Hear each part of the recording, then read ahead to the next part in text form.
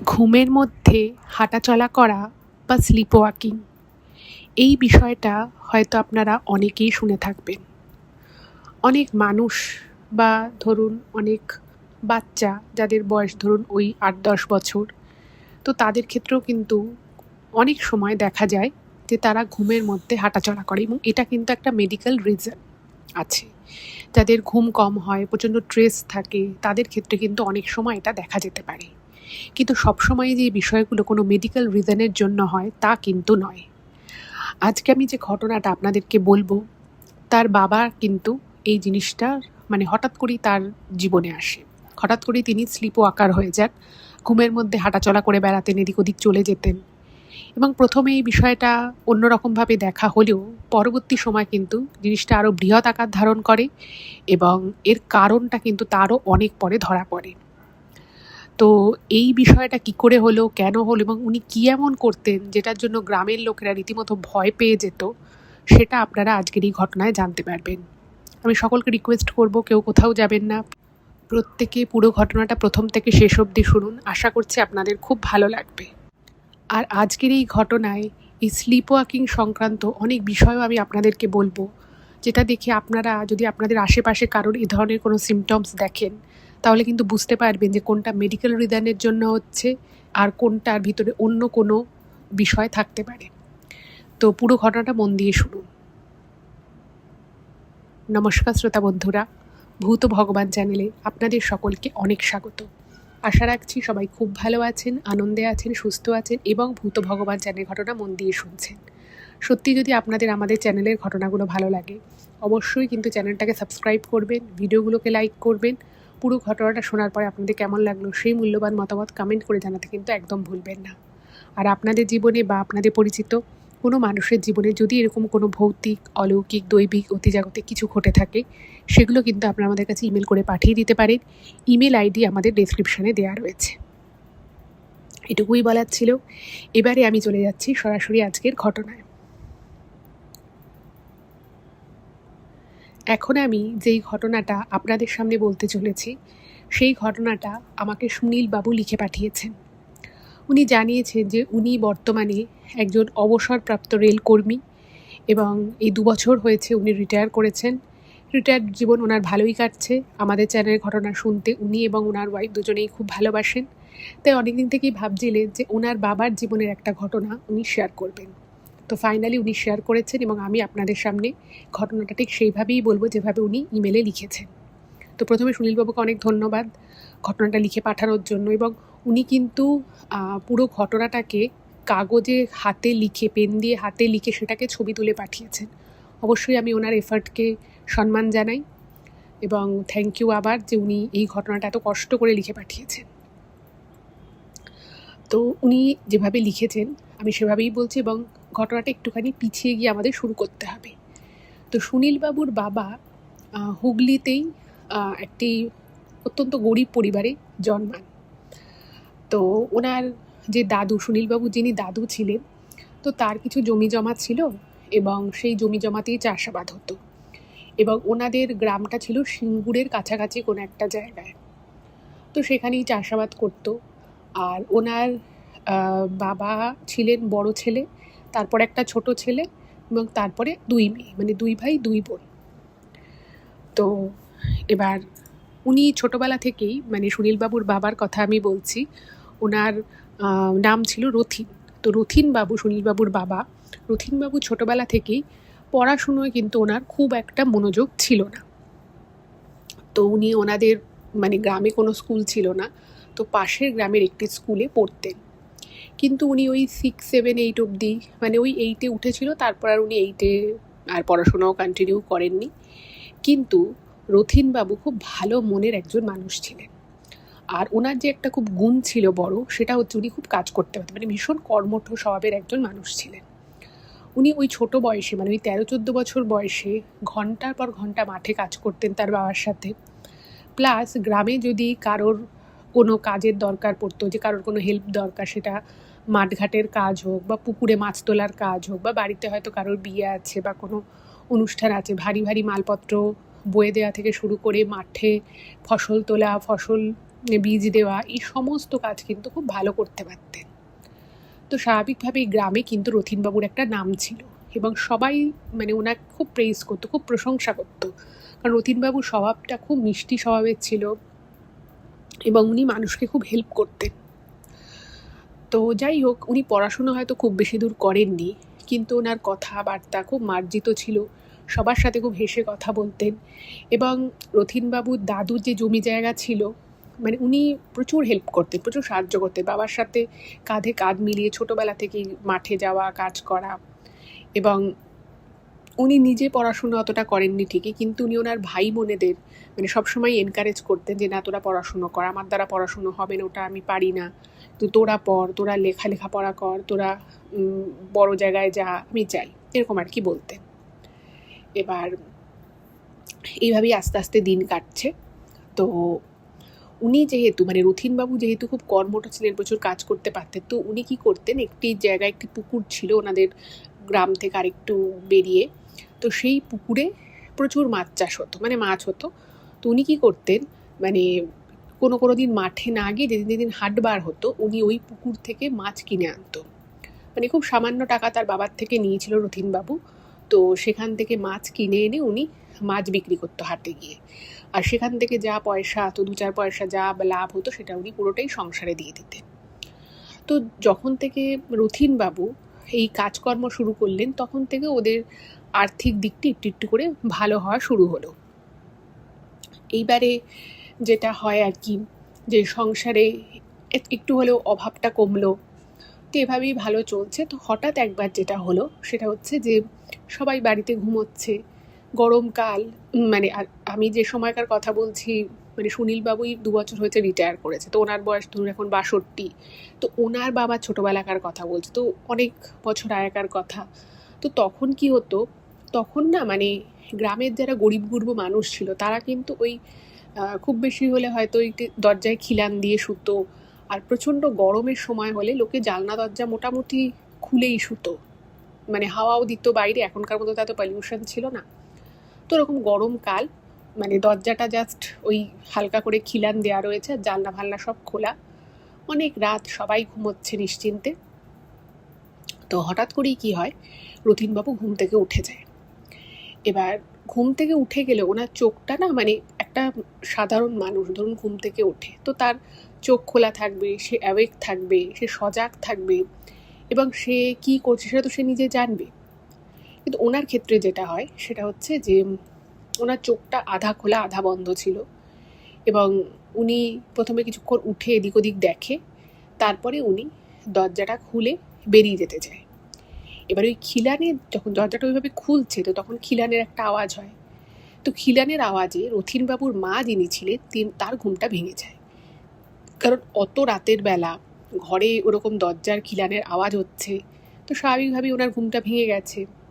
তো ঘুমটা ভেঙে গিয়ে দেখে যে ওনার বড় ছেলে অর্থাৎ রথীনবাবু মানে দরজা দিয়ে বেরিয়ে যাচ্ছে। তো স্বাভাবিকভাবেই ওনাদের যে বাড়ির যে বাথরুম ছিল, মানে এখন যেমন ব্যাপারটা হয় যে আমাদের সবারই অ্যাটাচ থাকে, মানে রুমের সাথে অ্যাটাচ না হলেও ঘরের মধ্যেই থাকে, কিন্তু একটা সময় ছিল যখন বাড়ি থেকে কিন্তু বাইরে হতো বাথরুম। এবং ওই ওনাদের বাড়িতে যেটা উনি লিখেছেন, ওই সরকার থেকে এক ধরনের বাথরুম দিত, যেটাকে মানে ওই একটা ছোট্ট জায়গার ভিতরে সরকার থেকে বানিয়ে দিত। তো ওই রকম একটা মানে বাথরুম ওনাদের ছিল, সেটা বাড়ির চৌহদ্দির বাইরে।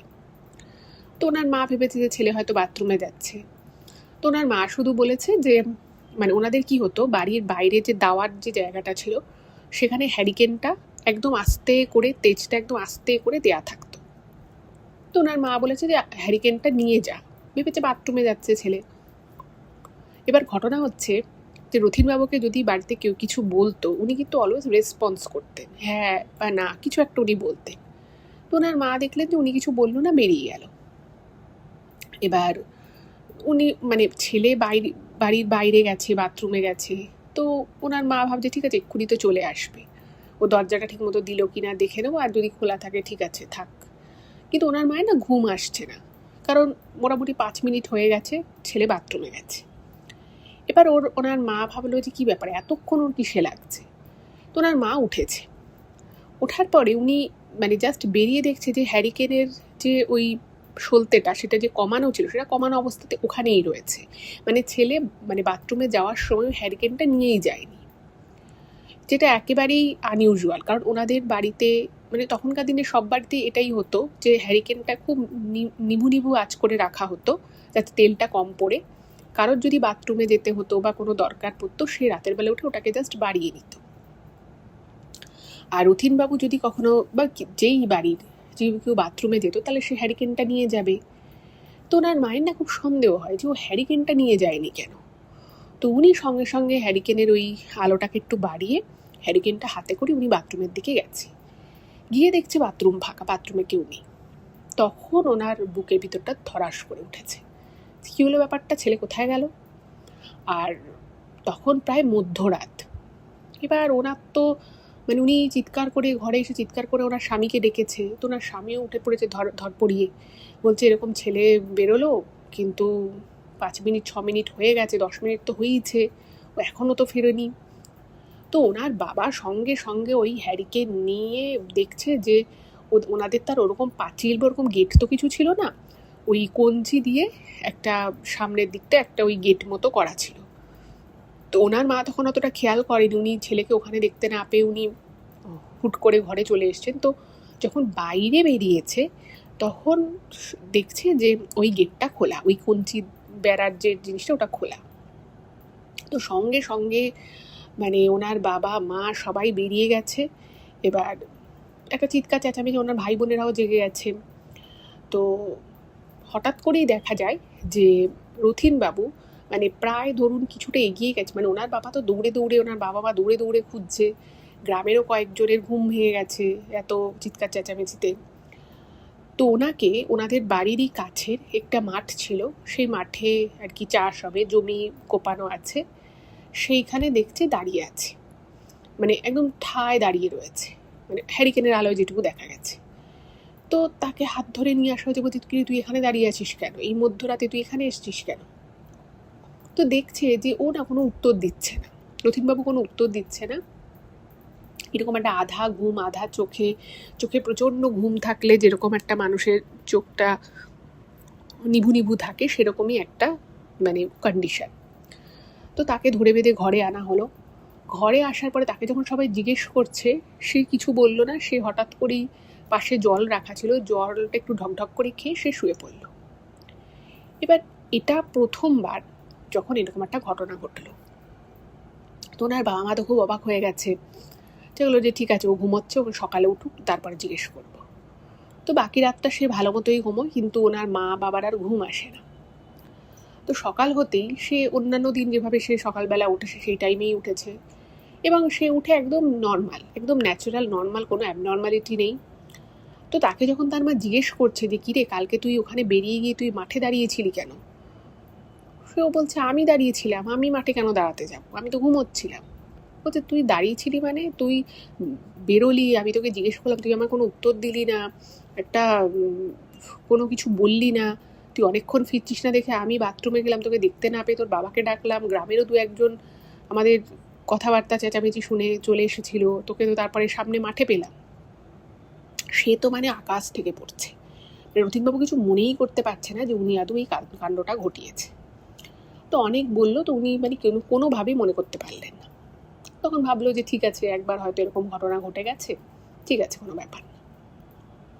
তারপরে 4-5 দিন একদম নর্মাল, কোনো কিছু নেই। 4-5 দিন পরে আবার তেমনি জিনিসটা হলো। তো সেদিন আবার যেটা হলো, সেদিন সারাদিন প্রচুর খাটাখাটনি পড়েছিল ওনাদের বাড়ির সকলেরই। তো উনি ওরকম ঘুম থেকে ওঠে মধ্যরাতে, উঠে বেরিয়ে যায়, হাঁটতে হাঁটতে বেরিয়ে যায়, কিন্তু সেই দিন ওনার মা ওই দরজার খিলান খোলার আওয়াজ পায়নি, ফলে ওনারও ঘুমটা ভাঙেনি।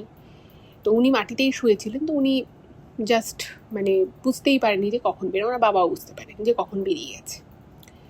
এবার কিছুক্ষণ পরে কি হয়, ওনার বাবার মানে বাথরুম যাওয়ার একটা দরকার পড়ে। তো বাথরুম যাওয়ার দরকার পড়ে যখন ওনার বাবা উঠেছে, উনি উঠে মানে ঘর থেকে যখন বেরোতে যাবে, উনি দেখছে যে চৌকির উপরে ওনার ছেলে যে শোয়ার কথা, উনি দেখছে যে ওনার বড় ছেলে মানে শুধু বালিশটা রয়েছে, ছেলে পাশে নেই, ওনার ছোট ছেলে ঘুমোচ্ছে। তো উনি তখন ভাবলো যে কী হলো, ছেলে কোথায় গেল, এবং উনিও সঙ্গে সঙ্গে আগে বেরিয়ে এসে ওই হ্যারিকেনটাকে বাড়িয়ে উনি বাথরুমের দিকে গিয়ে দেখছে বাথরুমে নেই। এবার তো উনি বুঝেই গেছে যে তাহলে নিশ্চয়ই আবার ছেলে মাঠে গিয়ে দাঁড়িয়েছে। তো উনি আর বাড়িতে ওনার স্ত্রীকেও ডাকেনি, উনি সঙ্গে সঙ্গে ঘর থেকে বেরিয়ে যায়। কিন্তু উনি না ডাকলেও এই ঘর থেকে বেরোনো এই ব্যাপারটা ওনার মা খচখচানি আওয়াজে ঘুম ভেঙে যায়। তো উনিও বুঝতে পেরে যায় যে ছেলে নেই ঘরে। তো উনি তো চিৎকার চেঁচামেচি করছে যে ছেলে কোথায় গেল কোথায় গেল। তো তখন ওনারা দুজনে মিলেই বেরিয়ে গেছে। বেরিয়ে গিয়ে ভেবেছে যে ওই মাঠে আছে। তো মাঠে গিয়ে দেখছে মাঠে নেই ছেলে। এবার মাঠে ছেলে নেই এবং ছেলে যে কখন আদৌ বেরিয়েছে সেটাও এরা না জানে। এখন সেবার তার না হয় ওনার মা দেখেছিল যে ছেলে ঘর থেকে বেরিয়ে যাচ্ছে, এবারে তো আর কেউ দেখেনি। খোঁজ খোঁজ খোঁজ, গ্রামে কয়েকজনের ঘুম, তাদেরও মানে চিৎকার চেঁচামেচিতে ঘুম ভেঙে গেছে। তো বলছে যে কী ব্যাপার, বলছে যে আমার ছেলেকে পাওয়া যাচ্ছে না, ও কোথাও একটা চলে গেছে। বলছে পাওয়া যাচ্ছে না মানে এই তো কদিন আগেও এরকম একটা ঘটনা ঘটলো। বলছে জানি না, বুঝতে পারছি না। তো ওই মানে ওদের বাড়িরই কিছুটা দূরে, মানে এটা কিন্তু অতটা কাছে নয়, বেশ কিছুটা দূরের একটা পুকুর ছিল, একটা পানা পুকুর ছিল। তো সেই পানা পুকুরের পাড়ে রথীনবাবু বসেছিল, মানে ওনাকে পাওয়া যায়। এবার বুঝতেই পাচ্ছেন, মানে যেহেতু গ্রামের আরও 2-3 জন তাদের ঘরের থেকে হ্যারিকেন নিয়ে নিয়ে, ওখানে তার স্ট্রিট লাইট ছিল না সেই সময়, তো হ্যারিকেন নিয়ে খুঁজতে খুঁজতে পেয়েছে। এবার বাড়ির লোকের তো খুব ভয় লেগেছে, এবং গ্রামের লোকেরও ভয় লেগেছে। এরকমটা পানা পুকুরের ধারে, আর ওই পুকুরটায় না মানে ছোট পুকুর, পানা মানে ওরকম কচুরি পানায় ভর্তি থাকে, কিন্তু পুকুরটা খুব ডিপ আর কি। মানে কেউ যদি পড়ে যায়, মানে তার ওই মানে পুকুরের নিচে যে পরিমাণ লতা পাতা আছে তাতে পা জড়িয়ে, সে সাঁতার জানলেও তার পা জড়িয়ে যেতে পারে, তার অনেক রকমের দুর্ঘটনা ঘটে যেতে পারে। এবার ছেলেকে ওরকম অবস্থায় ওই ঘুমে ঢুলুঢুলু অবস্থাতে পাওয়া যায়। স্বাভাবিকভাবে বাড়ির লোকের খুব চিন্তা হয়। তো ওকে কোনো রকমে গ্রামের লোক বাড়ির লোক মিলে ধরে বেঁধে নিয়ে আসে ঘরে। তো কেউই বুঝতে পারছে না যে ওখানে কেন গেল আর কী জন্যই বা গেছে।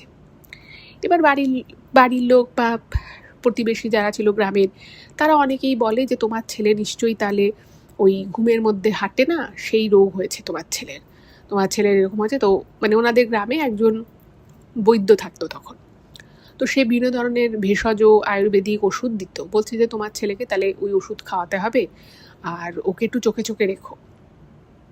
যাই হোক, তো সকাল হয়েছে। সকাল হওয়ার পরে যথারীতি সেদিনের মতোই ওনার বাবা মা গ্রামের লোকজন জিজ্ঞেস করেছে যে কী রে, তুই ওখানে গেছিলি কেন, তুই কখন বেরিয়েছিলি? ওর কিছুই মনে নেই, রথীনবাবু কিচ্ছু বলতে পারছে না। বলছে আমি গেছিলাম, আমি কেন যেতে যাব, তোমরা আমাকে ঠিকমতো ঘুমোতে দাও না, আমার সারাদিন খুব ঘুম পায়, আর সকালবেলা উঠে তোমরা আমাকে এই সমস্ত কথা বলো যেগুলোর আমি মাথা মুন্ডু কিছুই বুঝি না। এবার ওই যে বললাম যে উনি খুব ভালো ছেলে ছিল, মানে পরিবারের সকলের খুব কথা শুনতো, মানে খুবই আর কি ভালো ফ্যামিলিতে যেরকম একটা ছেলে হওয়া উচিত সেরকমই আর কি। গ্রামের লোকজনও খুব পছন্দ করে, খুব হাসি খুশি সাহায্য করে মানুষকে। তো তখন ওনাকে আবার কেউ কেউ বললো যে আসলে তোমার ছেলে তো প্রচুর কায়িক পরিশ্রম করে, তোকে কিছুদিন না কোনো কাজ করতে দিও না, ও এতক্ষণ মাঠে কাজ করে। তারপরে তখন তো আর ওদের মানে মাঠে জল সেই সময় না, মানে ওই পাশে কোনো পুকুর থাকলে বা নদী থাকলে আগে কি হতো, মানে এখন যেমন মেশিন দিয়ে জল দেওয়া হয়, তখনকার দিনে ওই রকম করে মানে ওই বালতি করে করে করে করে সেই ভারী ভারী বালতি জল মাঠে দিতে হতো। তো উনি কিন্তু সেই কাজটাও করতেন। আর বয়স ওনার বেশি না, ওই তো যখন এই ঘটনাটা ঘটে ধরুন ওই 17 বছরটার বয়স, 17 17.5 এরকম। তো গ্রামের লোকজন বললো যে তোমরা ওকে দিয়ে এত কাজ করিও না, ও হয়তো ওর শরীর হয়তো দিচ্ছে না। ওরা ভাবলো যে ঠিক আছে, তাই হবে হয়তো। যাই হোক, তো ওনাকে কিছুদিন কোনো কাজ করতে দিল না। কিন্তু বিষয় হচ্ছে যে যখনই রথীনবাবুকে বাড়ির লোক বা গ্রামের লোকেরা জিজ্ঞেস করছে তুই কেন এটা করেছিলি, কেন এরকম পুকুর পাড়ে গিয়ে বসেছিলি, কেন সেই মাঠে গিয়ে দাঁড়িয়েছিলি, উনি কিন্তু কিচ্ছু বলতে পারে না। এবং উনি নিজেই অবাক হয়ে যায় যে আমি এটা করেছিলাম, আমি কেন করতে যাব, এরকম টাইপের আর কি ব্যাপার। এরপরে তো ওই বৈদ্যুর থেকে আনা ওষুধ রথীনবাবুকে খাওয়ানো হলো বেশ কিছুদিন, এবং কিছুদিন কিন্তু কোনো রকম কোনো সমস্যা হয়নি, সব কিছু মোটামুটি ঠিকঠাকই ছিল। কিন্তু এই জিনিসটা বেশি দিন টিকলো না বলতে কিছুদিন সব কিছু ঠিকঠাক থাকলেও আবার ওই প্রবলেমটা শুরু হলো। উনি ঘুমের মধ্যে ওরকম হেঁটে হেঁটে বেরিয়ে যেতেন। সেটা রোজ নয়, কিন্তু ওই সপ্তাহে ধরুন 1 দিন 2 দিন এরকম। এবং এই ঘটনার পর থেকে ওনার মা কিন্তু খুব চিন্তায় থাকতেন এবং খুব সজাগও থাকতেন যে এই ছেলে বেরিয়ে যাবে না তো, এই ছেলে কোথাও চলে যাবে না তো। তো উনি মোটামুটি রাতের বেলা সামান্য আওয়াজ হলেই উনি কী করতেন, ওই চৌকির নিচে জলের গ্লাস রেখে দিতেন বা একটা হাঁড়ি হোক বা কিছু একটা রেখে দিতেন। তার কারণ হচ্ছে উনি মনে করতেন যে যদি ছেলে নামে তাহলে ওটা একটু ধাক্কা লাগতে পারে পায়ে এবং তাহলে একটা আওয়াজ হবে। যদি কোনোভাবে উনি ঘুমিয়েও পড়েন তাহলে ওনার মা বা ওনার বাবা কারোর একজনের ঘুম তো ভেঙেই যাবে। তো এইরকম করে উনি রাখতেন। আর ওরকম 1-2 বার এরকম হয়েছে যে রথীনবাবু নামতে গেছে চৌকি থেকে আর পায়ে লেগেছে ওই ধরুন একটা অ্যালুমিনিয়ামের বাটি হোক বা একটা গামলা হোক এরকম কিছু রেখে দিত, সেটা ধাক্কা লাগতো এবং আওয়াজে ঘুমটা ভেঙে যেত। তো দেখতো যে ওরকম ওনার ছেলে আধা ঘুম আধা জাগার মতো রয়েছে এবং সে ঘর থেকে বেরিয়ে যাবেই। এবং যখন তাকে জিজ্ঞেস করা হচ্ছে যে তুই কোথায় যাবি, কী করবি, সে কিন্তু কিচ্ছু বলতে পারছে না। সে কিছু বারবার যাওয়ার চেষ্টা করতো, তারপরে সে আবার কিছুক্ষণ পরে চুপচাপ শান্ত হয়ে ঘুমিয়ে পড়তো। এবার এই জিনিসটা যখন দিন দিন বাড়তে থাকে, তো তখন ওই বৈদ্য যে ছিল সে বলছে যে আমার ওষুধে তো এটা কমে যাওয়ার কথা ছিল, এটা তো কমেও গেছিলো, আবার এটা ফিরে এলো কী করে। এবার সত্যি বলতে কি কেন এই জিনিসটা বারংবার ওনার সাথে হচ্ছিল সেটা কিন্তু ওনার বাড়ির লোকও বুঝতে পারতো না যে কেন হতো। আর ওই যে বললাম, ওনাকে তো জিজ্ঞেস করলে কোনো উত্তর পাওয়াই যেত না, কারণ উনি সত্যি নিজেও জানতেন না যে ওনার সাথে এই জিনিসটা কেন ঘটছে। এবার এই অবধি যে আমি আপনাদেরকে বললাম এই বিষয়টা কিন্তু একরকম ছিল। এবার যাই হোক, ওনাকে বৈদ্য আরও ওষুধ দিল যে ঠিক আছে এবার এই ওষুধটা খেয়ে দেখো, এই ওষুধটাই ঠিক। তার কিছু বিধিনিষেধ বলে দিল যে এই জিনিসপত্র খাওয়া যাবে না, গরম কিছু খাওয়া যাবে না, এরকম নানান ওনাকে বলে দেওয়া হয়। তো সেগুলো ওনার সেই মতো আর কি ওনার মা ওনাকে যত্ন আত্তি করতো। এবার কি হলো, কিছুদিন সব কিছু আবার চুপচাপ নর্মাল, ওনার ওরকম রাতের বেলা উঠে উঠে হাঁটতে বেরিয়ে যাচ্ছে, চলে যাচ্ছে এদিক ওদিক, সেরকম কিছু হলো না। কিন্তু তার বদলে একটা অন্য জিনিস হওয়া শুরু হলো। সেটা হচ্ছে যে সবাই রাতের বেলাটা আর কি খুব সজাগ থাকতো যে না ছেলে বেরিয়ে যেতে পারে। তো দরজায় ভালো করে খিল দিয়ে, তারপরে দরজার সামনে 1 বালতি জল রেখে দিত, অনেক কিছু ওরা করে বিষয়টাকে আটকানোর চেষ্টা করে। তো এবারে সন্ধেবেলা একদিন উনি কী করে, উনি একদিন সন্ধেবেলা বলে যে সেদিন আর কি উনি মাঠে গেছিলেন, কাজকর্ম করেছে, তো উনি বাড়িতে বলছে যে আমার খুব ঘুম পেয়েছে, আমি ঘুমোবো। এবার বাড়ির লোক ভেবেছে যে ঠিক আছে, ক্লান্ত হয়ে গেছে, এমনিতেই ওর একটা অসুবিধে চলছিল, তো ঘুমোতেই পারে। তো বাড়ির লোক বলেছে হ্যাঁ ঠিক আছে তুই ঘুমিয়ে পড় একটুখানি। তো উনি ঘুমোচ্ছে। এবার বাড়িতে বাকি সবাই যে যার মতো কাজ করছে। তো শীতকাল সেই সময়টা, তো শীতকালে বুঝতেই পারছেন অনেক আগেই সন্ধে হয়ে যায়। তো উনিও এরকম বাড়ির লোক কাজ করছে। তো উনি কী করেছে, সবার সামনেই আর কি উনি তখন বেশি না উনি ধরুন শুতে গেছে, তার 15-20 মিনিট পরে উঠে পড়েছে। উঠে পড়ে সে এমনি নর্মাল হাঁটতে হাঁটতে ঘর থেকে বেরিয়ে গেছে। এবার যেহেতু সন্ধ্যের সময়, তো কারুর কিন্তু বিষয়টা খুব একটা চোখে লাগেনি যে ঠিক আছে ছেলে বেরিয়ে গেছে, হতেই পারে, ওই শুয়েছে, এই সময় তো আর ছেলে শোয়েও না, ওই যে বললাম ওই সময়টা কিন্তু শোয়ার সময়ই না, তো বেরিয়ে গেছে, কেউ কিছু মনেও করেনি। এবার রাতের বেলা যখন মোটামুটি বেরিয়েছে 1 ঘন্টা হয়ে গেছে, তখন দেখছে যে বাড়ি আসছে না। আর একটা সময় ছিল যখন গ্রাম বাংলার দিকে কিন্তু মানুষজন খুব তাড়াতাড়ি শুয়ে পড়তো, কারণ পাওয়ারও থাকতো না, অধিকাংশ বাড়িতেই কারেন্ট ছিল না, ফলে মানুষ আর যেহেতু ওরা সকাল সকাল কাজকর্ম করে তো অনেক রাত অবধি জেগে থেকে আর কী করবে, তো সবাই তাড়াতাড়ি শুয়েই পড়তো। এবার ওনাদের বাড়িতেও সেই একই নিয়ম। এবারে যেটা দেখছে যে কিছুতেই ছেলে আসছে না, তো তখন বাড়ির লোকের খুব চিন্তা হয়। তো আবার ওরা সবাই খুঁজতে বেরিয়েছে, গ্রামের 5-6 জনকে সঙ্গে নিয়েছে ওর বাবা। তো রথীনবাবুকে খুঁজতে গেছে। তো রথীনবাবুকে যখন খুঁজতে গেছে, তো তখন দেখছে যে উনি অনেক দূরে, গ্রাম থেকে অনেকটা দূরে উনি একটা বড় পুকুর ছিল, সেই পুকুরে কিন্তু প্রচুর মাছ হতো। এবার উনি কী করেছে, ওই পুকুরের ওখানে গিয়ে উনি পুকুরে ওই এক ধরনের কীটনাশক হয় যেগুলো আর কি চাষবাসের ক্ষেত্রে দেয়া হয়, সেটা মানে সবজি চাষের ক্ষেত্রে কিছু কিছু ক্ষেত্রে কিছু কিছু পোকামাকড়কে আর কি মারার জন্য সেগুলো দেওয়া হয়। তো উনি সেটা নিয়ে গিয়ে ওই পুকুরের যে মাছ আছে, সেই যে মাছওয়ালা যে পুকুর, সেই পুকুরে ঢেলে দিয়েছে। এবার ঘটনা হচ্ছে যে তখন বিষয়টা বোঝা যায়নি, তার কারণ হচ্ছে অন্ধকার হয়ে গেছে, ওই পুকুরের সামনে থেকে ওকে পাওয়া গেছে, তো ওকে ওখান থেকে ধরে বেঁধে নিয়ে আসা হয়েছে।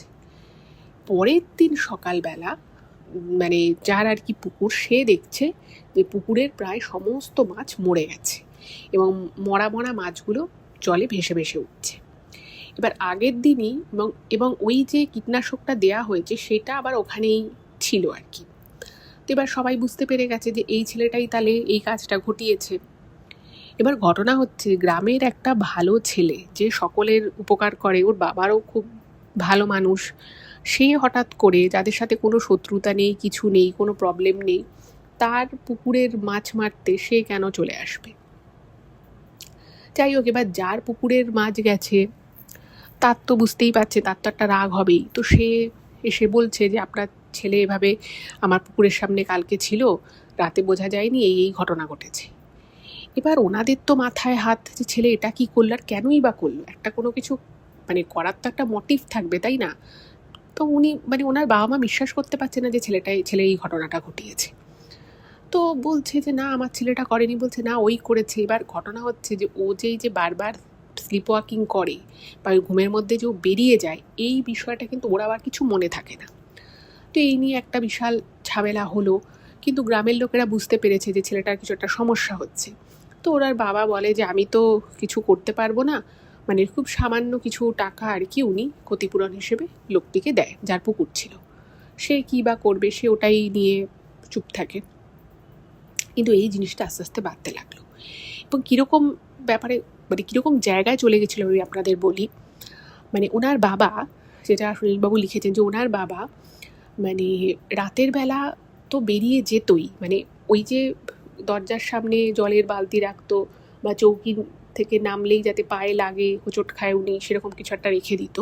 তো ওনার বাবা না মানে সব কিছুকে টপকে মানে খুব সন্তর্পণে খাট থেকে, মানে খাট তো ছিল না, মানে চৌকি থেকে নামতো, দরজাটা আস্তে করে খুলতো, খুলে বেরিয়ে যেত। এবং সেটা মধ্যরাত হতে পারে। আর কি হয় বলুন তো, এটা আপনারাও হয়তো বুঝবেন, সেটা হচ্ছে যে রাতটুকু তাও জাগা যায়, আপনি মধ্যরাত অব্দিও জাগলেন, কিন্তু কোনো কারণে যদি আপনাকে সারা রাত জাগতে হয়, দেখবেন ভোর রাতের দিকে মানে ঘুমটা প্রবল আসে এবং ওই সময়টা কিন্তু নিজেকে রেজিস্ট করা যায় না, মানে সেই প্রচণ্ড ঘুম পায়। তো ওনার মা বাবার ক্ষেত্রেও তাই হয়েছে। আর যেহেতু কোনো আওয়াজ হয়নি, তো উনিও ভোরের দিকে ঘুমিয়ে গেছে এবং সেই সময় এই রথিনবাবু বেরিয়ে গেছে। বেরিয়ে গিয়ে কি করেছে, মানে গ্রামের যেরকম হয় আর কি, মানে ঘরের সাথে লাগোয়া যে দাওয়া মতো জায়গাটা থাকে, সেখানে গরু ছাগল অনেকের বাঁধা থাকে। যাদের ধরুন গোয়াল ঘর আছে সেখানে না হয় গরু থাকে, কিন্তু যাদের নেই তাদের ওরকম বাইরেই থাকে। এবার রথিনবাবু কি করে, বাড়ি থেকে বেরিয়ে গিয়ে ওরকমই গ্রামের একজনের বাড়ির দাওয়া থেকে সে কি করে, ছাগল নিয়ে চলে আসে। এবার একদিন কি করে, উনি ছাগল নিয়ে চলে আসে এবং সেই ছাগলটাকে উনি গ্রামের বাইরে কোথাও ছেড়ে দেন না কি করে সেটা কেউ জানতে পারে না। এবার প্রথম যেদিন উনি একটা এরকম ঘটনা ঘটান, সেদিন কিন্তু গ্রামের কেউ টের পায়নি। আর রথিনবাবুর ব্যাপারটা এরকম হয়ে যায় যে উনি মানে এরকম ঘুমের মধ্যে ঘর থেকে বেরিয়ে যেতেন, তারপরে আবার কিছুক্ষণের মধ্যে উনি ঘরে চলেও আসতেন এবং এই চলে যাওয়া বা চলে আসাটা এটা না মানে বাড়িতে কেউ টের পেত না। এবং কখনো কখনো কি হতো, ওনাকে মানে ওনাদের যে দাওয়া, সেই দাওয়ার ওপরে উনি শুয়ে পড়তেন, মানে বাইরে থেকে এসে উনি দাওয়াতেই শুয়ে পড়তেন, ঘরে আর ঢুকতেন না। এবার বাড়িতে কেউ ঘরের ভিতরে যদি ওনার মা বা বাবা বুঝতে পারতেন, তো তারা দেখতো যে দরজা থেকে বেরিয়েই দেখতো যে দাওয়াতে শুয়ে আছে বা বসে আছে। তো ওনারা ভাবতো যে ঠিক আছে, ও ঘর থেকে বেরিয়ে ঘরের মানে বাইরে এসছে জাস্ট। কিন্তু একবার কি হয়, উনি ওরকম আর একটা মানে বাড়িতে ওরকম উনি যান, গিয়ে তাদেরও ওরকম ছাগল দাওয়ায় বাঁধা ছিল, উনি ছাগল নিয়ে পালাতে যায়। এবার ছাগল নিয়ে যখন পালাচ্ছে, তো ছাগলটা আওয়াজ করেছে, আর ভিতরে যারা ঘরে ছিল তারা সে আওয়াজটা শুনতে পায়। তো তারা সঙ্গে সঙ্গে মানে বেরিয়ে এসছে। এবার একটা দুটো যখন এরকম ঘটনা গ্রামের মধ্যে ঘটতে থাকে, তো সবাই ভেবেছে যে নিশ্চয়ই কোনো চোর এসে এরকম করে ছাগল চুরি করছে। এবার তারা কেউ ভাবতেই পারেনি যেই ঘটনাটা তাদেরই গ্রামের অত্যন্ত পরিচিত এবং একটি ভদ্র সভ্য ছেলে রথিন এই কাজটা করছে, এবং সেই গ্রামের লোকেরা হাতে নাতে রথিনবাবুকে ধরে ফেলে। এবার তারা বলছে, মানে ভাবতে পারছে না যে ছেলেটা চুরি করছে। এবার ঘটনা হচ্ছে যে ওদের বাড়িতে কিন্তু কোনো গরু ছাগল নেই। আর এই যে এর আগে যে দুটো ঘটনা ঘটেছে গ্রামে, যেখানে এরকমভাবে ছাগল তাদের বাড়ি থেকে চুরি হয়ে গেছে, সেই ছাগল কিন্তু ওদের বাড়িতে রাখা নেই। এবং ওকে যখন জিজ্ঞেস করে যে এর আগের ঘটনাটা তো তার মানে তুই ঘটিয়েছিস, তো কোথায় রেখেছিস বল, তোদের বাড়িতে তো নেই, ও কিছু বলতে পারছে না, মানে ওরকম গুম হয়ে বসে আছে, মানে এরকম উৎপটাং কাজ করছে। এবার সঙ্গে সঙ্গে ওর বাড়ির লোককে খবর দিয়েছে, বাড়ির লোক এসেছে, তো তারাও অবাক হয়ে গেছে, মানে সুনীলবাবুর দাদু ঠাকুমা দিকে তারাও অবাক হয়ে গেছে যে তাদের ছেলে এর আগে যেটা হচ্ছিল যে ঘর থেকে বেরিয়ে হাঁটাহাঁটি করছিল, এদিক ওদিক চলে যাচ্ছিল, সেটা একরকম, কিন্তু এইবার যেটা করেছে সেটাতে মানে ওদের প্রায় নাক কাটা যাওয়ার জোগাড়, যে ছেলে কিনা লোকের বাড়ি ঢুকে ঢুকে তাদের দাওয়া থেকে ছাগল চুরি করছে। তো ওরা বলছে যে আমার ছেলে এরকম কেন করছে আমি নিজেই বুঝতে পারছি না, আর ও কিন্তু চুরি করেনি, আমরা এটুকু বলতে পারি, কারণ ও বাড়িতেও আনেনি, আর ও গ্রামে যদি কাউকে দিত তাহলে সেটাও জানা যেত, কারণ সবাই মোটামুটি গ্রামের মাঠে ঘাটেই ছাগল চড়াতে যায় বা সেখানেই বেঁধে আসে, সারাদিনটা থাকে। তো ওকে অনেকবার জিজ্ঞেস করা হলো যে তুই কোথায় ছাগলটা রেখেছিস, কী করেছিস, ও কিচ্ছু বলতে পারলো না। তো তখন বোঝা গেল যে নিশ্চয়ই ও ছাগলগুলোকে নিয়ে গিয়ে গ্রামের বাইরে অনেক দূরে গিয়ে হয়তো ছেড়ে দিয়ে এসছে বা কিছু একটা এরকমই করেছে। এবার গ্রামের লোকেরা তো খুব রেগে গেছে, বলছে যে আপনারা ছেলেকে বেঁধে রাখবেন, এরকম ছেলেকে কখনো এরকম রাখে নাকি, আপনারা খোলা কেন রাখবেন না, এরকম বেঁধে রাখবেন। তো গ্রামের লোকের কথাবার্তায় ওদেরও খুব মন খারাপ, ওর দাদু ঠাকুমার, তো তাদের কথাতেই ওরা ছেলেকে বেঁধে রাখা শুরু করলো। এবার একটা জোয়ান ছেলেকে কি ওইভাবে বেঁধে রাখা যায়? তো আবার সেই ওদের ওখানে একজন ডাক্তার ছিল, মানে সেও আর কি ওই আয়ুর্বেদিক ডাক্তার এরকম টাইপেরই, তো তাকে অনেক ধরে বেঁধে বলা হলো যে কিছু একটা করুন। তো তখন সে বললো যে ঠিক আছে, আমি শহরে যাব, গিয়ে আমি ওষুধ নিয়ে আসবো। তো সেই যে ডাক্তারবাবু ছিলেন সেই শহরে এসে ওষুধ নিয়ে গেছে, তো ওষুধ নিয়ে গিয়ে বলেছে যে ছেলেকে খাওয়ান, কিছুদিন খাওয়ান, দেখবেন ঠিক হয়ে যাবে। তো সেই ওষুধ ছেলেকে খাওয়ানো হয়েছে। এবার তার সাথে সাথে মানে ওদের গ্রামের দিকে যা হয় আর কি, অনেকে বলল যে ঠিক আছে অমুক জায়গায় একটা তাবিজ নিয়ে আসো, সেইখানে যদি তাবিজটা তুমি ছেলেকে পড়াতে পারো তাহলে হয়তো এই জিনিসগুলো চলে যাবে, হয়তো ওর হাওয়া বাতাস লেগেছে বা কিছু একটা ওর হয়েছে। এবার এত কিছু করছে, তো ওরা ভাবলো যে ঠিক আছে তাবিজও নেওয়া যাক। তো ওনার মা গিয়ে সারাদিন উপোস করে সেখানে গিয়ে থেকে উনি তাবিজ নিয়ে এসেছে, এবার তাবিজটা বাঁধা হয়েছে। তো বাড়িতে সবাই এবার ভাবলো যে ঠিক আছে এবার হয়তো সমস্ত সমস্যার সমাধান হয়ে যাবে। এবার তাবিজ যখন আনা হলো, তো তখন সেই তাবিজটা পরানোর পরে ওনার আর কি একটু হলো উন্নতি হলো, মানে ওই যে মাঝে মধ্যেই কীরকম একটা স্থির চোখ করে বসে থাকতো, সেই সময়টা ওনাকে যদি কেউ নাম ধরে ডাকতো, ওনার মাও যদি ডাকতো উনি সাড়া দিত না, যদি খেতে ডাকতো খাওয়াতো খেত না, একটা অস্বাভাবিক আচরণ করতো। তো এই তাবিজটা দেওয়ার পরে সেই জিনিসটা কিছুটা কমলো। এবার যেখান থেকে উনি তাবিজটা এনেছিলেন তো সেখানে বলেছিল আবার 1 মাস পরে আসতে। তো ওনার মা 1 মাস পরে ওনাকে নিয়েই গেছে, বলেছে এবার তুমি ছেলেকে আনবে। তো রথিনবাবুকে নিয়ে গেছে। তো নিয়ে যাওয়ার পরে যিনি ওই তাবিজটা দিয়েছিলেন তিনি বললেন যে একটা কাজ করুন, আপনার ছেলের মনে হচ্ছে কোনো একটা কেউ কিছু ক্ষতি করেছে, কিন্তু কি ক্ষতি করেছে কিভাবে করেছে সেটা আমি বলতে পারবো না, তবে একটা জিনিস হয়, আপনারা ছেলের যদি বিয়ে দিতে পারেন তাহলে সমস্যার অনেকটা সমাধান হলেও হতে পারে।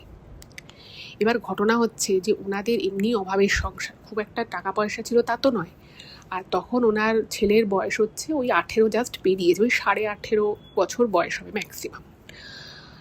এবার সেই অবস্থায়, আর ছেলে সত্যি কথা বলতে কি সবসময় যে স্বাভাবিক অবস্থায় থাকে তাও নয়, ওর যখন ওই রকম ঘুমের মধ্যেও বেরিয়ে যায়, হাঁটাচলা করে, বা দিনের একটা সময় গুম হয়ে থাকে, সে সময় ওকে কেউ ডাকলো, ওর যদি খিদে পায়, ওর যদি মানে কেউ ধরুন জোরে ডাকছে বা ওকে একটা যদি চড় ঘুষিও মারে, মানে ওর কিছু মনেই হয় না, ও কিছু ফিলও করতে পারে না। মানে ওকে যদি ওর মা একদিন একটা হাতে এরকম ইচ্ছে করে একটু চিমটি কেটেছে যে দেখার জন্য, দেখছি ওর কিছু মনেই হলো না। আবার যখন স্বাভাবিক থাকছে তখন একদম স্বাভাবিক, তখন মনেই হবে না যে ওর কোনো সমস্যা আছে। কিন্তু ছেলেটা আগের থেকে অনেকটা রোগা হয়ে গেছিল। তো উনি তখন বললেন যে আমি ছেলের কি করে বিয়ে দেবো, আর এরকম ছেলেকে আমি যে বিয়ে দেব, কোন বাড়ির মেয়ে তার মানে জামাই করবে আমার ছেলেকে? তখন বলছে যে না, ওকে কেউ একটা ক্ষতি করেছে ওর, আর এইটা যেটা তোমরা ভাবছো যেটা ওর কোনো রোগ, এই রাতের বেলা উঠে উঠে বেরিয়ে যাও, এটা কোনো রোগ নয়। যদি রোগ হতো ও তো এত ওষুধ খেলো, মানে টানা 1 বছর মানে ওই বদ্যির কাছ থেকে ওষুধ এনে, আয়ুর্বেদিক ওষুধ, এমনি ওষুধ, ভেষজ ওষুধ খেয়ে কিন্তু কোনো লাভ হয়নি। এবং যিনি মানে ওই তাবিজটা দিয়েছিল সে বললো যে আমি এটা দেখার জন্যই তাবিজটা দিয়েছিলাম, এবং আমি নিশ্চিত হয়ে গেছি যে ওর কেউ ক্ষতিই করেছে। এবার এটা শুনে তো বাড়ির লোকের খুবই মন খারাপ। তো ওনার মা তখন বলল যে ঠিক আছে, আমি যত কষ্ট হোক যেভাবেই হোক আমি ছেলের বিয়ে দেবই। এবার বিয়ে দেব বললেই তো আর বিয়ে দেওয়া যায় না, তাই না? তো ওনার বাবা তো প্রথমে রাজি হচ্ছিলেন না, তো রথীনবাবুর মা ওনার স্বামীকে রাজি করালেন, বললেন যে ঠিক আছে তাহলে আমরা বিয়ে দেব। এবার এই কথা বলে যদি বিয়ে দেয় যে ছেলের কোনো সমস্যা আছে, তাহলে তো আর কেউ মেয়ে দেবে না। তো তখন ওনারা ভাবলো যে ওনারা না জানিয়েই বিয়েটা দেবে। এবার ওনারা বিভিন্ন মেয়ে দেখা শুরু করলো। ওনারা নিজেরাও খুব গরিব ছিলেন এবং সেরকমই একটা গরিব বাড়ির মেয়েই ওনারা মানে দেখতে চাইছিলেন, যে একটা গরিব বাড়ির মেয়েকে বিয়ে করিয়ে নিয়ে আসবে। কিন্তু এর মধ্যেই গ্রামের লোকেদের মধ্যে না একটা কানাঘুষো খবর ছড়িয়ে গেছিল যে এই বাড়ির ছেলে রথীনটা পাগল। এবার হয়তো ওরা মানে রথীনবাবুর বাড়ির লোকেরা গিয়ে কোনো মেয়ের বাড়িতে কথা বলে এসেছে। এবার মেয়ের বাড়ি থেকে হয়তো মেয়ের কোনো আত্মীয় স্বজন গ্রামে এসেছে ছেলের বাড়িতে কথা বলতে, বা এমনি জাস্ট কথা পাকা হয়ে গেছে দেখতে। তো গ্রামের কেউ না কেউ, মানে তারা হয়তো গ্রামের পথ দিয়ে যাচ্ছে, এবার গ্রামের কেউ না কেউ কিন্তু মানে তাদের কান ভরিয়ে দিত, বলতো যে বাবা এই পাগল ছেলের সাথে আপনাদের মেয়ের বিয়ে দেবেন, অনেক কপালে দুঃখ থাকবে, কিন্তু বুঝে শুনে বিয়ে দেবেন। আর সত্যি কথা বলতে কি, দেখুন বিষয়টা খুব অস্বাভাবিকও নয়, বা এটাকে আমরা ভুলেও বলতে পারি না। তো এই করে করে কিন্তু বিয়ে মানে পাকা কথা হয়েও কেটে যেত, মেয়ের বাড়ি থেকে না করে দিত। এবার এই যে বিষয়টা যে গ্রামে ওনার ছেলে বলছে যে ওনার ছেলেকে যে পাগল বলে, বা অনেকে যেরকম কথা রটাচ্ছে, মানে যারা একটা সময় ওকে দিয়ে প্রচুর কাজ করিয়েছে, যাদের জমিতেও দিনের পর দিন বেগার খেটেছে, যাদের বাড়ির কোনো বিয়েতেও বেগার খেটেছে রথীনবাবু, তারাই ওর সম্পর্কে কিন্তু এই কথাগুলো বলে বেড়াতো। এবং শুধু বলে বেড়াতো তা নয়, মানে ব্যাপারটাকে ফুলিয়ে ফাঁপিয়ে আরও বড় করে বলতো, ফলে ওনার কোনো সম্বন্ধ বিয়ে অবধি করাচ্ছে না। এদিকে যিনি তাবিজটা দিয়েছিলেন তিনি কিন্তু বারবার বলতে থাকে যে দেখুন আপনারা দেরি করবেন না, ওর বিয়ে হওয়াটা খুব দরকার, ওর যদি বিয়ে হয়, ওর যদি একটা ভালো বউ পায়, তাহলেই কিন্তু মানে সেই ওকে প্রোটেক্ট করবে, তার ভাগ্যেই কিন্তু ওর উন্নতি হবে, না হলে কিন্তু ওর এই জিনিসটা বাড়তেই থাকবে। আপনারা যা কিছু করেন, ওকে যদি আপনারা শহরে গিয়ে বড় ডাক্তারও দেখান, তাতেও হয়তো ও সাময়িকভাবে ঠিক হবে, কিন্তু পুরোপুরি ঠিক হবে না। এবার ওনার মা তো খুব প্রচণ্ড চিন্তায় পড়ে গেলেন, তো ঠাকুরের কাছে মানত করলেন যে যেভাবেই হোক তুমি আমার ছেলের বিয়েটা দিয়ে দাও, আমার ছেলেটাকে সুস্থ করো, এবং যে বৌমা এই বাড়িতে বিয়ে হয়ে আসবে আমি তাকে মাথায় করে রাখবো, আমি তাকে কোনো কাজ করতে দেবো না, কিচ্ছু না, শুধু সে আমার ছেলেটুকুকে একটু ভালোবাসবে, একটুকে দেখে রাখবে। এবার ঘটনা হচ্ছে যে ওনারা ভাবলেন যে তাহলে কী করবে। তো তখন ওনার মা বললেন যে ঠিক আছে, আমি এরপরে যে মেয়ের সম্বন্ধ দেখতে যাবো আমি সত্যি কথা বলবো। আমরা তো এতদিন সত্যি কথাটা বলিনি, আমরা বলেছি যে হ্যাঁ আমরা এমনি ছেলের বিয়ে দিচ্ছি, তো আমরা সত্যি কথাটাই বলে দেব। তো সত্যি কথা বলছে, এবার এটা শুনেও তো আর সেভাবে তো আর রেসপন্স পাওয়া যায় না, যতই মানে তারা সত্যিটা বলুক না কেন।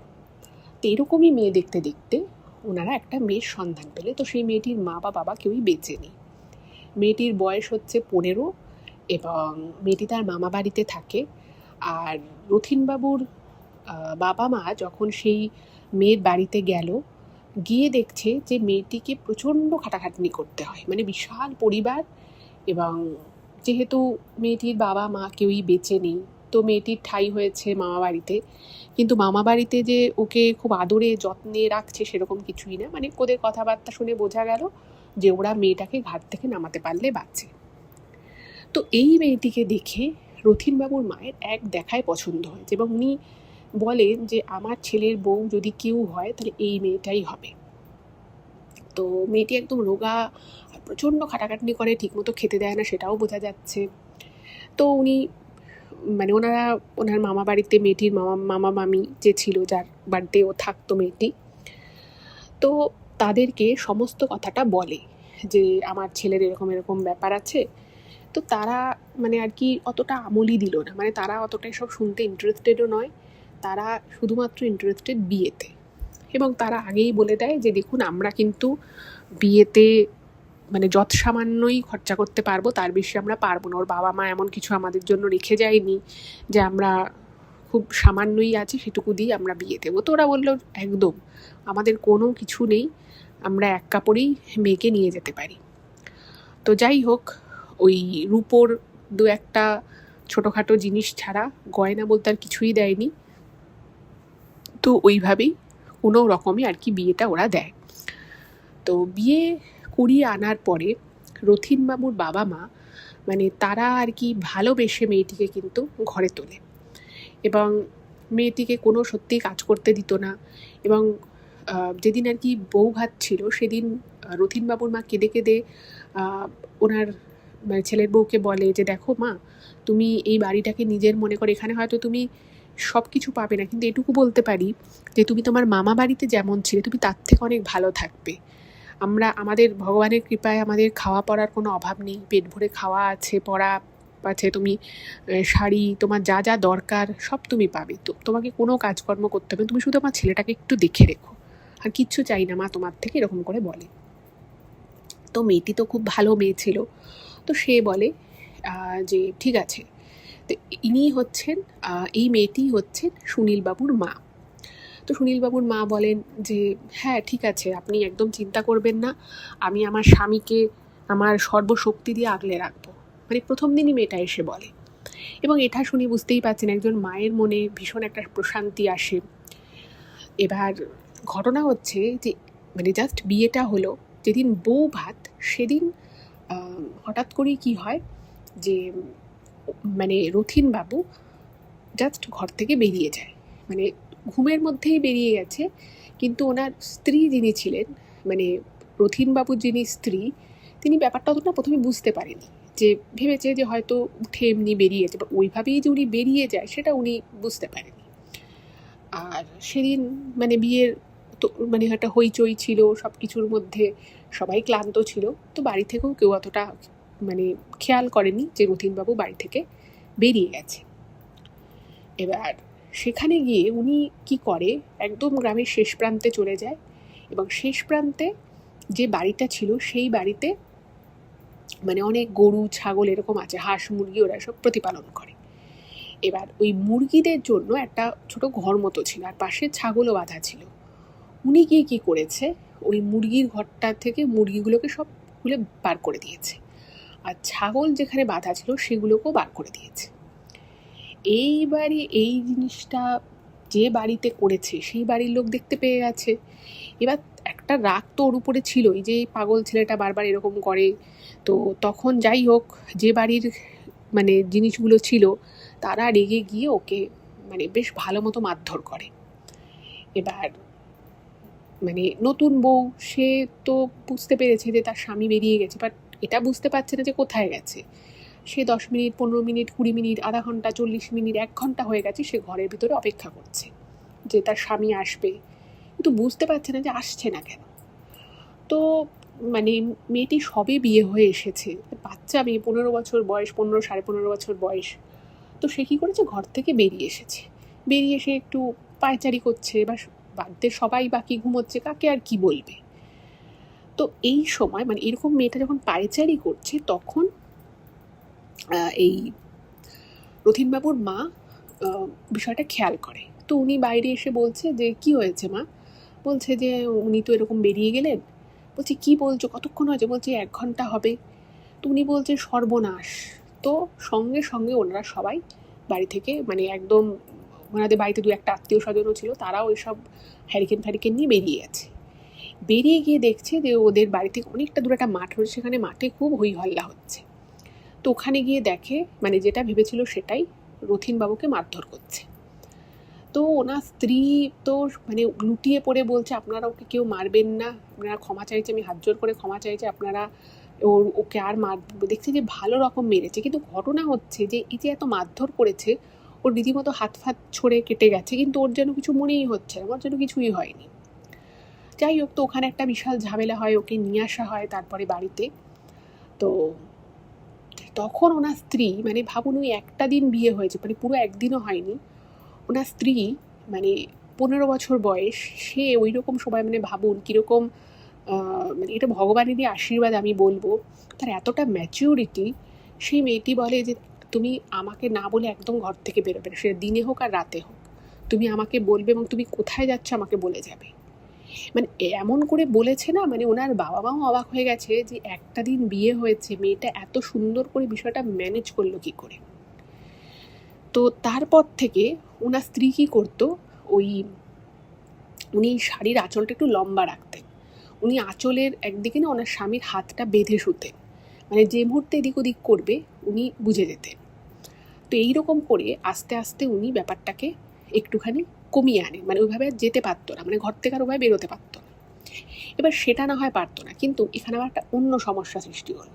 সেটা হচ্ছে যে ওনাদের বাড়ির পিছনে একটা কুয়ো ছিল। তো রথীনবাবু কী করতো, মানে এমনিতে খুব নর্মাল, মানে চাষ করেছে, মানে মাঠে গেছে, চাষের কাজকর্ম করেছে, সব করেছে, সব ঠিক আছে, কিন্তু সন্ধেবেলার দিকে উনি খালি ওই কুয়োর দিকে চলে যেত। আর উনি একবার কি করে, কুয়োতে ঝাঁপ দিতে যায়, কিন্তু ওনার স্ত্রী একদম সময় মতো দেখে ফেলে, তো ওনাকে ওখান থেকে, মানে ওই কাজটা করা থেকে বিরত করে। এবার দেখুন, মানে একটা ঘটনা যখন হয় তখন তো সেটার পিছনে অনেক কারণ থাকে। এবার স্বাভাবিকভাবে ওনার স্ত্রী খুব ভয় পেয়ে গেছে যে মানে বর এভাবে যদি কুয়োয় ঝাঁপ দিতে যায়, একবার না হয় দেখে বাঁচিয়ে ফেললাম, কিন্তু এরকম বারবার করলে আমি বাঁচাবো কী করে, আমি যদি দেখতে না পেতাম তাহলে কী হতো। যাই হোক, এটা গেল। এরপরে একদিন উনি, মানে ওনার স্বামী আর কি, রথীনবাবু, সে ফিরছে আর কি মাঠ থেকে, হঠাৎ করেই ওনাদের ওখানে একটা, মানে ওই যে বলে একটা পানা পুকুর রয়েছে, অনেক ডিপ, তো কোনোখানে কিছু নেই, উনি পানা পুকুরে ঝাঁপ দিয়ে দেয়। তো মানে ওখানে যারা লোকজন ছিল, যারা প্রত্যক্ষদর্শী, তারা দেখেছে, বা তারা তো চিৎকার করে উঠেছে যে এই গেল গেল গেল বলে চিৎকার করে উঠেছে। আর ওই পুকুরটার কিন্তু খুব বদনাম আছে, কারণ ওই পুকুরে একসময় অনেকে মানে ডুবতে বেঁচে গেছে, বা অনেকে ডুবেও গেছে, এরকমও ঘটনা ঘটেছে। তো তারপর থেকে ওই পুকুরটা কিন্তু একটু মানে হন্টেড বলুন বা একটা দুর্নাম বলুন, সেটা রয়েছে।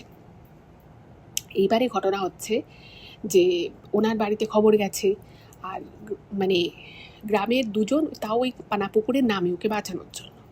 এদিকে বাড়িতে যখন খবর গেছে, রথীনবাবু স্ত্রী ছুটতে ছুটতে, মানে ওনার মা বাবা ভাই বোন সবাই ছুটতে ছুটতে আসে, এবং ওনার স্ত্রী কী করে, সোজা ছুটতে গিয়ে ওই পুকুরে ঝাঁপ দিয়ে দেয়। ঝাঁপ দিয়ে যেখানে ওই দুটো পুরুষ মানুষ ওনাকে তুলতে পারেনি, ওই মেয়েটি, মানে রোগা পাতলা একটি মেয়ে, সে কাঁধে করে তার স্বামীকে ওই পানাপুকুর থেকে তোলে। তো মানে অনেক জল ফল খেয়ে নিয়েছিল, যাই হোক খুবই খারাপ অবস্থা ছিল, কিন্তু ভগবানের আশীর্বাদে মানে উনি প্রাণে বেঁচে যায়। এবং ওনার স্ত্রী সেদিন মানে প্রচণ্ড কান্নাকাটি করে, এবং উনি, গ্রামের একটা মন্দির ছিল, তো সেই মন্দিরে গিয়ে মানে ওনার স্ত্রী বলে যে আমি এই মন্দিরে আমার স্বামীকে নিয়ে বসে থাকবো, যতদিন না আমার স্বামী পুরোপুরি সুস্থ হচ্ছে, আমি এটা মেনে নেব না, আমি আমার সিঁদুর এভাবে মুছে দিতে দেবো না। তো মানে ওনাকে সবাই বাড়ির লোকেরা বোঝায়, ছোট বাচ্চা মেয়ে, ভেবেছে যে এভাবে থাকবে, খাবে না দাবে না, তো অসুস্থ হয়ে পড়বে, মানে নিশ্চয়ই ছেলেটা ভালো হবে, কিন্তু এভাবে রাতারাতি কি কখনো ভালো হওয়া সম্ভব নাকি। তো ওনাকে সবাই মিলে বোঝায়, কিন্তু মানে মেয়েটি বলে যে না, আমি নয় আমার স্বামীকে সুস্থ করবো, নাহলে আমি বাড়ি ঢুকবো না। তোমরা তোমাদের ছেলেকে যদি মনে করো যে হ্যাঁ এখানে থাকতো অসুবিধা, তোমরা বাড়ি নিয়ে যাও, কিন্তু আমি এখানে থাকবো, আমি আমার স্বামীকে সুস্থ না করে আমি এই মন্দির ছাড়বো না। মানে সে একবারে ধনুক ভাঙা পণ। এবার যা হয় আর কি, মন্দিরে যিনি পূজারী ছিলেন, ওটা শিব ঠাকুরের মন্দির ছিল, তো মন্দিরে যিনি পূজারী ছিলেন তিনি বললেন যে মা তুমি এখানে মানত করে যাও, দেখো ভোলে বাবা ঠিক তোমার, ভোলানাথ তোমার মনস্কামনা পূরণ করবে। তো বলছে না, আমি এখানে মানত তো করেছি, কিন্তু আমি এখানেই থাকবো, আমাকে এখান থেকে কেউ এক চুল সরাতে পারবে না, যতক্ষণ আমার প্রাণ থাকবে আমি এখানেই থাকবো। তো মানে ঠাকুরমশাই বলুন, গ্রামের অন্যান্য লোক বলুন, ইভেন মানে রথীনবাবুর মা বাবাও এসে মেয়েটিকে বোঝায় যে মা, তুমি যেটা করছো সেটা বুঝতে পারছি, তুমি ওর ভালো চাও, ভালোবেসে করছো, কিন্তু এতে তো তোমার শরীর খারাপ হয়ে যাবে বলো, তো তুমি একটু চলো, তোমার কিছু শরীর খারাপ হলে আমার ছেলেটার কি হবে। মানে অনেকভাবে আর কি মেয়েটিকে বোঝানোর চেষ্টা করে, কিন্তু মেয়েটি বলে না, আমি আমার স্বামীর এই অবস্থা দেখতে পাচ্ছি না। আজকে যদি আপনার ছেলের কিছু হয়ে যেত তাহলে আমার কি হতো। আমি আমি ভোলে বাবার থেকে আমার স্বামীর জীবন ভিক্ষা চাইছি, এবং আমি এটা নিয়ে তবেই এখান থেকে যাব, নালে আমি জীবিত এখান থেকে যাব না। তো সবাই যখন ওকে বোঝায় কিন্তু ও বুঝবে না, তখন বললো যে ঠিক আছে, তাই হোক। এবার যেদিনটা ও ওখানে রাতের বেলা রইল, অনেকে ছিল, রাত অবধি ছিল, কিন্তু সারা রাত তো আর কেউ ছিল না। তো যেটা সুনীলবাবু লিখেছেন যে ওনার মা যখন রাতের বেলা ওই ভোলানাথের মন্দিরের বাইরে বসে আছে, উনি দেখেন নাকি একটা মোটা কালো সাপ আসছে। এবার একটা 15.5 বছরের একটি বাচ্চা মেয়ে, খুব স্বাভাবিক, মানে একটা বড় অ্যাডাল্ট ব্যক্তিও কিন্তু ওরকম একটা সাপ দেখলে ভয় পায়। ওরকম একটা রাতের বেলার গ্রামের দিকে এই ধরনের বিষধর সাপ কিন্তু একটা সময় প্রচুর দেখা যেত। তো ওনার মায়ের ভয়ও লাগছে, কিন্তু উনি তখন ভোলানাথকে ডাকছে যে ভোলানাথ, এই আর সাপ আছে, তুমি আমাকে বাঁচাও, আমি তোমার কাছে এসেছি আমার স্বামীর প্রাণ ভিক্ষা করতে, যদি তুমি আমার স্বামীকে ঠিক না করতে পারো তাহলে এই সাপটা যেন আমাকে ছোবল দেয় এবং আমি যেন শেষ হয়ে যাই, এরকম আর কি উনি মনে মনে বলেন। এবার পুরোহিত মশাই কী করবে? পুরোহিত মশাই নিত্য পুজো করে যেরকম হয় মন্দিরের কপাট সময় মতো বন্ধ করে, সেরকম করেই গেছে।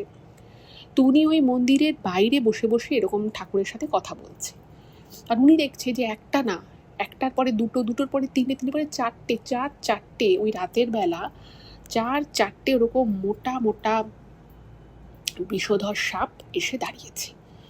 মানে মানে চারদিক থেকে পুরো ঘিরে ধরেছে যাকে বলে, ওনাকে পালানোর কোনো পথ নেই। আর উনি তখন এক মনে ওম নমঃ শিবায়, ওম নমঃ শিবায়, ওম নমঃ শিবায় বলছে। মানে ওনার প্রচণ্ড ভয় লাগছে, খুব কষ্ট হচ্ছে, কিন্তু দাঁতের দাঁত চেপে রয়েছে। তো কিছুক্ষণ পরে উনি যখন মানে ওই সাপের দেখবেন একটা যখন ওরকম ফনা তোলে একটা আওয়াজ হয়, উনি ওই আওয়াজগুলো পাচ্ছে এবং ওনার প্রচণ্ড ভয় লাগছে, কিন্তু পণ করেছে। আর ভগবানের উপরে ওনার প্রবল আস্থা ছিল, মানে ঠিক আছে ভোলানাথ যা করেন করবেন, যদি আমাকে রাখতে হয় রাখবে, নিতে হলে নিয়ে নেবে, যা হোক হবে। তো উনি এক মনে চোখ বন্ধ করে ভোলানাথের নাম নিচ্ছে। কিছুক্ষণ পরে উনি যখন চোখটা খুলেছে তখন উনি দেখছেন যে একটা সাপও আর নেই, একটা সাপও আর নেই। এবং ওই যে চারটে সাপ ছিল না, চারটে সাপই কিন্তু মহা বিষধর সাপ ছিল। তো ওনার তো মানে দু চোখ বেয়ে তখন জল পড়ছে যে ভোলানাথ, তুমি আমাকে তো বাঁচিয়ে দিলে, কিন্তু আমার স্বামীর কি হবে? ওকে কেন আমি সুস্থ করতে পারছি না? ওর বাড়ির লোক এতদিন থেকে ওর চেষ্টা করছে, কেন ওর এরকম হচ্ছে? কে ওর ক্ষতি করেছে? তো যাই হোক, সেই রাতটা গেল। পরের দিনও উনি ওখানেই রয়েছে। তো ঠাকুরমশাই ওনাকে প্রসাদ খেতে দিত। তো বললো যে মা, তুমি কালকে রাতে যেখানে ছিলে তোমার কোনো অসুবিধে হয়নি? বলছে না না, আমার কোনো অসুবিধা হয়নি, আমার কিছু হয়নি। এবার ঠাকুরমশাই তো বুঝতে পারছে যে মানে কিছু তো হয়েইছে, মানে উনিও আর কিছু বলছে না।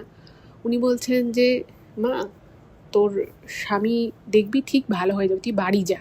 বলছে না, আমি তো বাড়ি যাব না, আমার বাড়ি যাওয়ার কোনো প্রশ্নই নেই, আমি যদি আমার স্বামী ভালো হয় তবেই আমি বাড়ি যাব।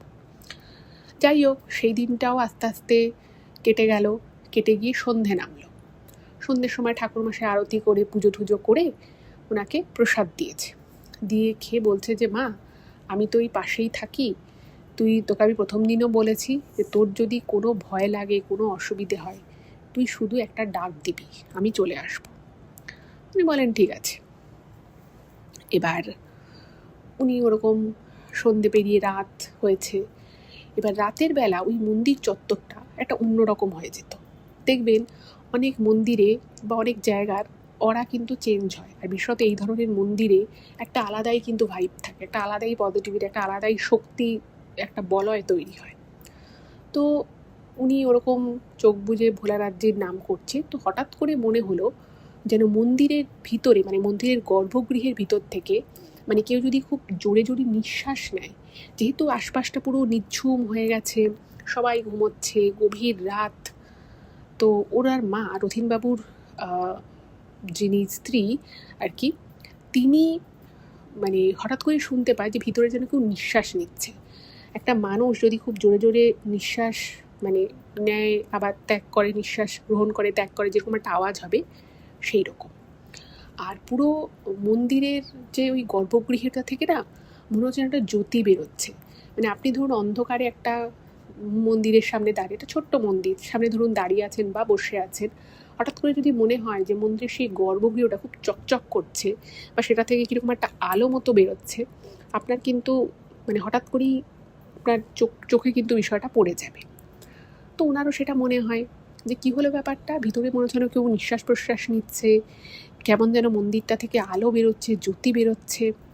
আর ওনার না মানে ক্লান্তিতে, তেষ্টায় পুরো মানে একদম মাথা ঘুরছিল, তো খুব মানে শরীরটাও খারাপ লাগছে। তো তা সত্ত্বেও উনি তাকিয়ে দেখছে, মানে অবাক হয়ে গেছে ওই দৃশ্য দেখে। এবং ওনার মনে হলো দরজাটা যেন একটু নড়ে উঠলো, কাঠের দরজা ছিল, সেই দরজাটা যেন নড়ে উঠলো। তো ওনার না মুখ থেকে মানে একটা মানে ওম নমঃ শিবায় বেরিয়ে এসেছে। উনি বুঝতে পারছেন যেন স্বয়ং ভোলানাথ ওই মন্দিরের দরজার সামনে এসে দাঁড়িয়েছে। তো তারপরে না ওনার কিছু মনে নেই, ওনার মনে হলো যেন কেউ ওনার মুখে মানে মুখের মধ্যে খুব সুমিষ্ট একটা জল, মানে মিছরির জল যেরকম মিষ্টি হয় সেরকম একটা মিছরির জলের মতো মিষ্টি কিছু জল জাতীয় জিনিস যেন ওনার গলায় পড়লো। এবং ওই যে বললাম ওনার প্রচণ্ড খিদে পাচ্ছিল, প্রচণ্ড তৃষ্ণার্ত ছিলেন উনি। এবং মনে হলো যেন একটা পরম একটা, যদি আপনাকে একটা খুব ভালো বিছানা দেওয়া হয়, খুব নরম সুন্দর কমফর্টেবল একটা বিছানা, আপনি যদি খুব টায়ার্ড থাকেন এবং ওরকম একটা বিছানা পান এবং তার সাথে যদি আপনার পেট ভর্তি থাকে, আপনি ঠিকঠাক খাওয়া দাওয়া করেন, একটা প্রবল শান্তির ঘুম আপনি আশা করবেন, তাই তো? ওনার মায়ের কিন্তু সেরকমই মনে হয়। মনে হলো ওই মিছরির জলটা খেয়ে যেন মনে হলো ওনার সারা শরীরে যেন একটা প্রবল শান্তি, একটা প্রবল ঠান্ডা স্রোত বয়ে গেল। এবং ওনার মনে হলো যেন উনি একটা খুব নরম কোমল কিছুতে মাথাটা ঠেকালেন।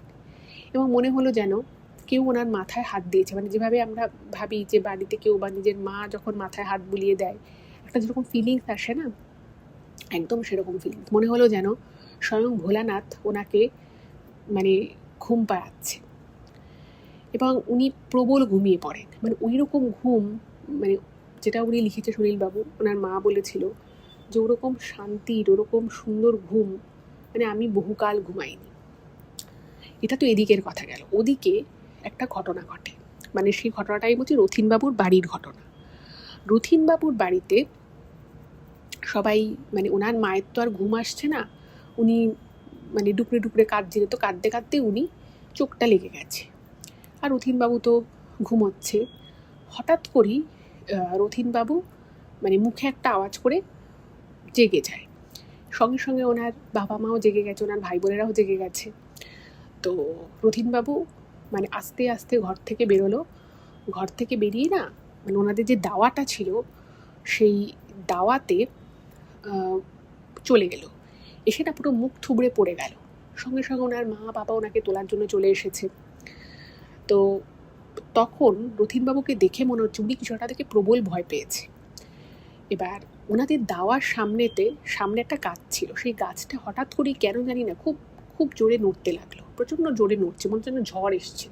বাট ইন্টারেস্টিং বিষয় হচ্ছে যে ওখানে আর কোনো গাছ নড়ছিল না এবং ওখানে কিন্তু সেরকম কোনো হাওয়াও দিচ্ছিল না, যার জন্য ওই গাছটা ওই পরিমাণ নড়তে পারে। এবার ওনারাও ভাবছে যে ব্যাপারটা কি হলো।